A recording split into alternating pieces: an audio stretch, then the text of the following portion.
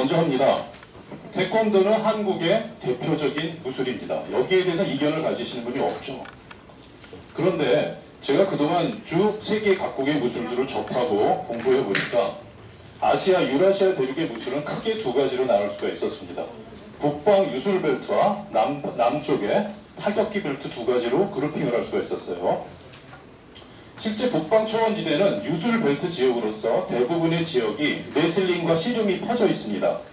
그래서 몽골의 구후, 우즈벡의 크라슈, 우크라이나 코작, 중국의 솔교, 한국의 씨름, 일본의 유도와 스모, 유술 등등이 유술계 무술로 볼 수 있고, 북방 초원지대의 무술계는 동유럽과 그리스의 레슬링까지 연결이 됩니다. 그런데 남방은 대개 타격기가 많습니다.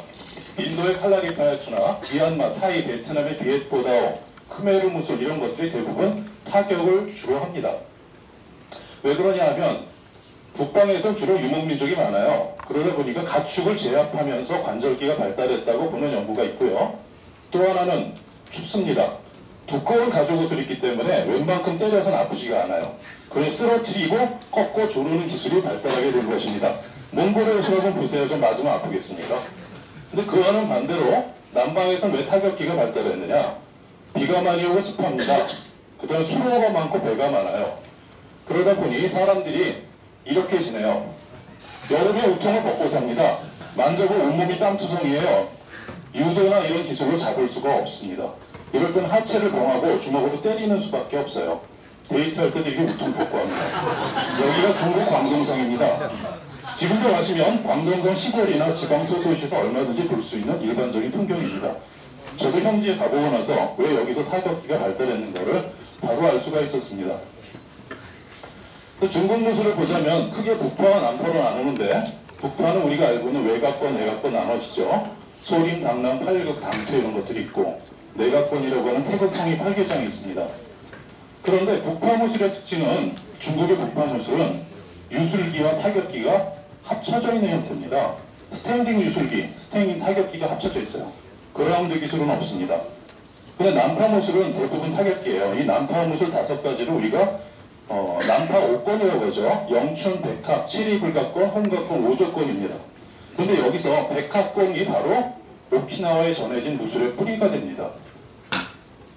그래서 일본에서는 유술과 검도 이런 것들이 유행을 했는데 타격기엔 오키나와 가라데가 들어오죠.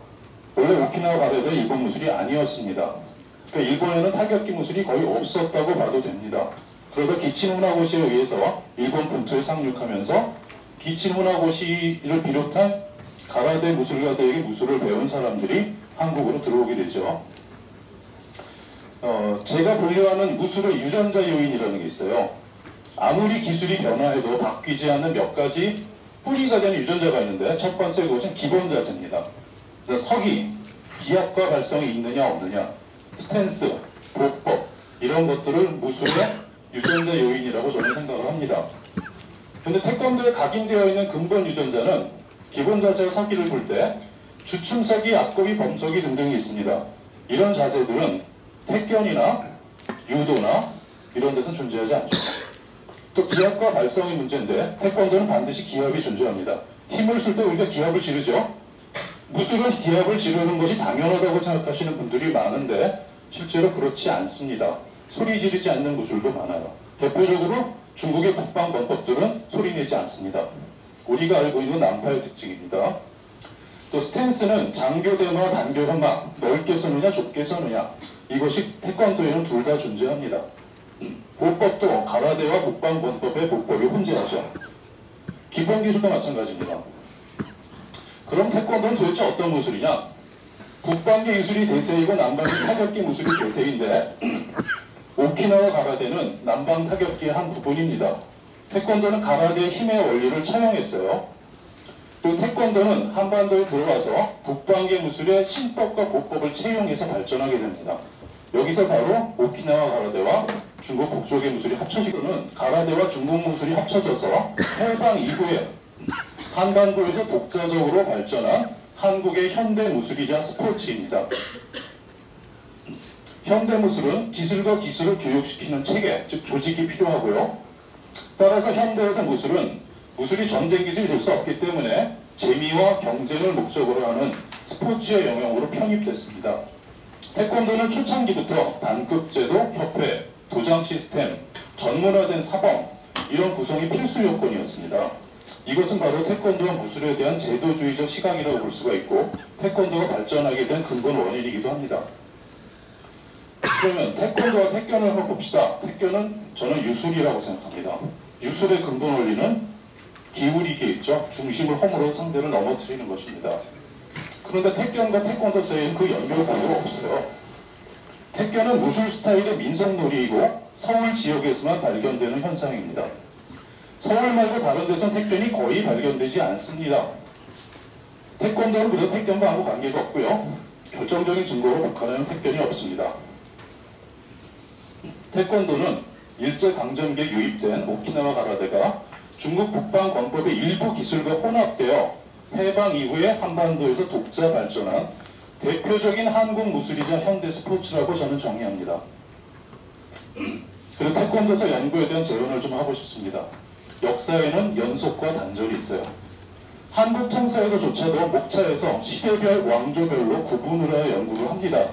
그 이유는 연속과 단절을 구분하는 것이 역사 기술의 핵심이기 때문입니다.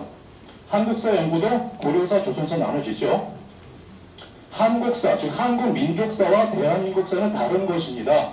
한민족 무술사와 태권도사는 다른 거라는 거죠. 한민족 무술사 안에 태권도사가 포함되는 것입니다.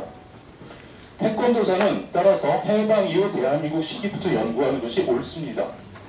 스마트폰의 역사는 불과 20년이 안 되죠. 2000년 이후에 생겼습니다.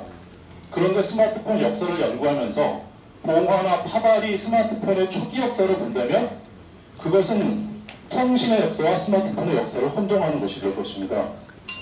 따라서 아시아 모든 무술의 역사를 태권도사로 도치시키면 안 됩니다. 또 이게 최악의 경우에는 중국의 동북공정에 이용될 수도 있습니다.